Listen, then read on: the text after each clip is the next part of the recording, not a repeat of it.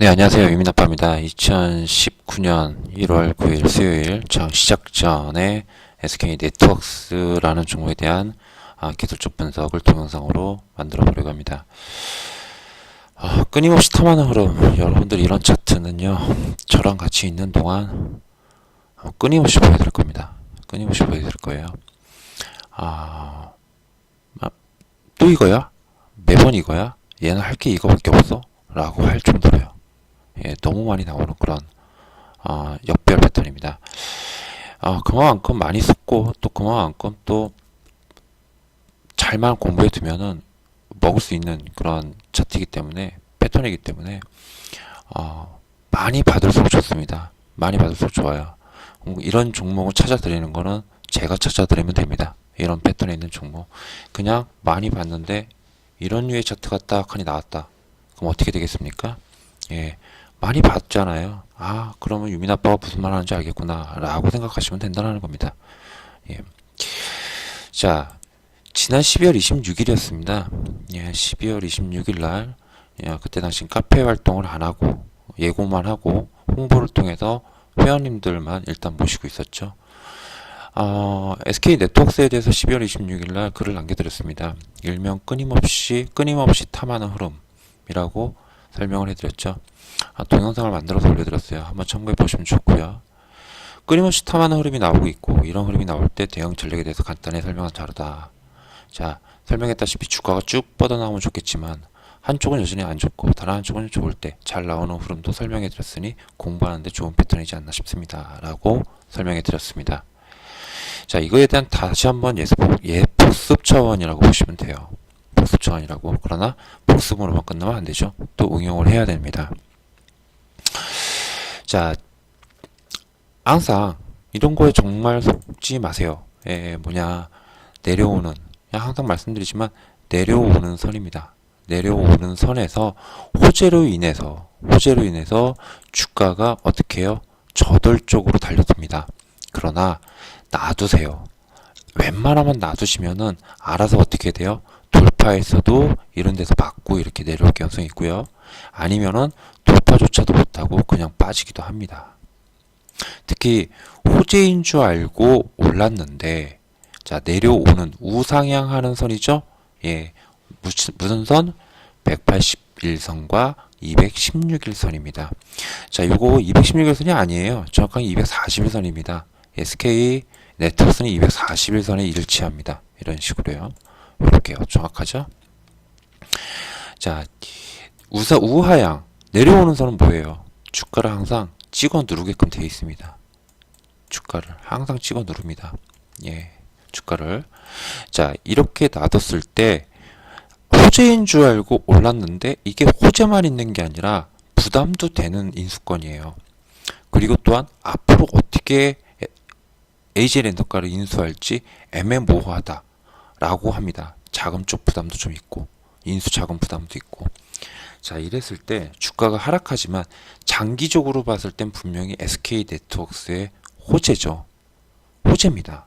자, 이런 것들은요 놔두세요. 그냥 놔두시면요 돌파 못합니다. 돌파 못하고 내려오지만 재돌파 시도가 나오는데 재돌파 시도 나올 때 뭐예요? 끊임없이 탐하는 흐름이 나올 가능성이 있어요. 자, 여기서 제가 이렇게 봤을 땐 만약에 제가 여기서 확인했어요.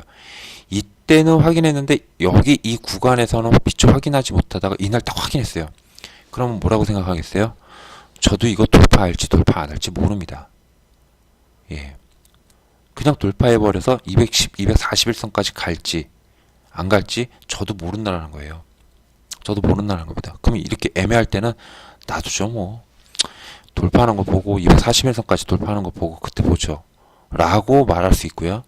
아니면은 돌파할지 못할지 모르니 여기서는 일단 며칠만 더 보죠. 11선 21선. 왜냐면은 181선도 엄연히 이 종목에 있어서 기준선이나 마찬가지거든요. 하지만 수급은 분명히 살아있고 그죠? 그러면 나도 이렇게 의미를 부여할 수 있고요. 혹은 이 정도쯤에서 발견했어요. 그러면 어떻죠? 끊임없이 탐하는 흐름이다. 끊임없이 탐하는 흐름이라는 건 뭐냐면요. 어떤 선이 있어요. 이 기준선이라는 게 있습니다. 기준선이라는 건 바로 밑에서 계속 탐하는 거예요. 계속. 돌파하기 위해서 계속 끊임없이 툭툭툭 건드리면서 탐하는 흐름입니다. 이 선을 돌파하기 위해서. 꼭 180일선에서만 나오는 거 아니에요. 기준선에서 많이 나옵니다. 가장 밑에 있는 선이에요. 장기선 밑에 있을 때. 무슨 말인지 아셨죠? 그리고 나서 그 끊임없이 탐하는 흐름이 우주선을 타고 이렇게 올라가는 경향이 있어요. 우주선이 타는 거. 이렇게요. 그럼 241선 어떻습니까? 돌파하죠. 돌파하고 이틀간 음봉 나오지만 종가로 어떻습니까? 종가로 좀 크게 이렇게 확대하면은 종가로 241선이 탁탁 걸칩니다. 그러면서 종가 관리를 해주면서 끝납니다. 그리고 돌파를 이렇게 해주고 있는 그런 상황이라는 거죠. 그래서 이런 류의 차트는 굉장히 많이 나옵니다. 강하게 우하향으로 때려 찍어 내리는 이런 선을 향해서 돌파하겠답시고 터치하는 애들은 그냥 웬만하면 다 돌아. 모멘텀을 봤을 때 이런 어떤 길게 보면 분명히 장점이고 좋은 호재이지만 단적으로 봤을 때 악재도 분명히 있다. 특히 이런 종목들은 돌파 못합니다. 그러나 수개월 뒤에는 반드시 돌파할 거예요. 근데 한번 이렇게 찍어줬죠. 반등이 나왔죠. 저점 지켜주고 반등이 다시 나올 땐 뭐예요? 그 선들이 이만큼 그 기간 동안 내려와 있잖아요. 그때는 241선이 5,650원 정도에 있었다면은 지금 돌파해 줄 때 자리는 5,200원짜리에 있습니다. 이미 주가 상황을 한번 돌파했던 자리이기 때문에 저항선이라고 해도 그렇게 이때 당시의 저항의 힘보다 이때 당시의 저항의 힘이 그만큼 적다라는 거죠. 돌파가 쉽다라는 거예요. 무슨 의미인지 아시겠죠? 해서 이 끊임없이 탐하는 흐름, 요 흐름에서 그 매수 포인트를 많이 찾으셔야 할 필요가 있어요. 어차피 다들 좋다 그러잖아요. 요번에 인수한 것들이, AJ 인터카가 인수한 것들이. 자, 그러면 이걸 응용할 필요가 있어요. 뭘 응용합니까? 자, 나는 여기서 잡았다. 아니면 여기서 잡았다. 여기서 잡았다. 어디서 잡았는지는 상관없어요. 여기서 어디서든. 일단 여기 어디서만 잡으면 됩니다. 이렇게. 잡으면 돼요. 혹은 여기서 요거까지 확인하고 잡았어도 됩니다. 그러나 조금 더 안전한 거는 여기서 잡는 게 낫겠죠. 그죠? 그리고 나서 주가가 상승을 하죠. 그럼 또 추정을 해야 되는데 추정할 필요가 없습니다. 이때는. 그냥 대응입니다. 장기상 안에서는 대응이에요. 어떤 식으로 뚫어줄지 모르기 때문에. 그리고 얘가 어떻게 합병을 할지, AJ 렌터카랑 어떤 식으로